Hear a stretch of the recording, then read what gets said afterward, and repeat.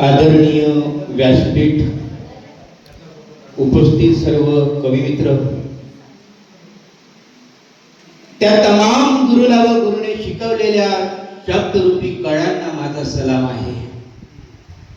त्या तमाम गुरुला व गुरुने शिकवलेल्या शब्दरूपी कळ्यांना माझा सलाम आहे. या दिलदार मैफिलीच्या सर्व रसिकांच्या रसिकतेला माझा सलाम आहे. हृदयाच्या स्पंदनाने फुलते जिथे कविता, हृदयाच्या स्पंदनाने फुलते जिथे कविता, त्या काव्य मैफिलीला माझा सलाम आहे.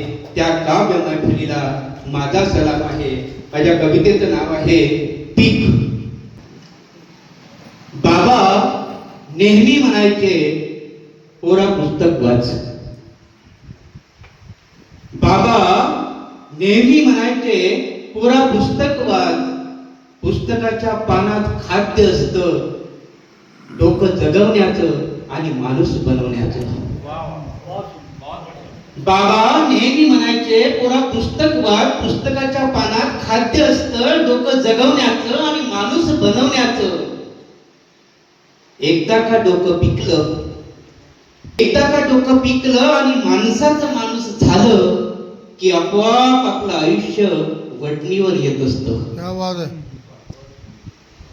जसा एखाद्या वावटळीत पालापाचोळा उडून जावा, जसा एखाद्या वावटळीत पालापाचोळा उडून जावा, तसा उडून जातो अविवेक आणि शेवटी उरतो फक्त विवेक. एखाद्या सुपीक जमिनीसारखा, तिथे काहीही पेरा, तिथे काहीही पेरा, उगवत असतं सकस पीक. तिथे काहीही पेरा, उगवत असतं सकस पीक आणि मिळत राहतो पौष्टिक आहार. तिथे काहीही पेरा, उगवत असतं सकस पीक आणि मिळत राहतो पौष्टिक आहार बौद्धिक विचार सत्वांचा. मग उगवलेली विचार वेल, मग उगवलेली विचार वेल आयुष्याला कवेत घेत असते, फुलवत असते जीवनाला. मग उगवलेली विचार वेल आयुष्याला कवेत घेत असते, फुलवत असते जीवनाला. एखाद्या फुलत्या फुलासारखं आणि उडत्या फुलपाखरासारखं.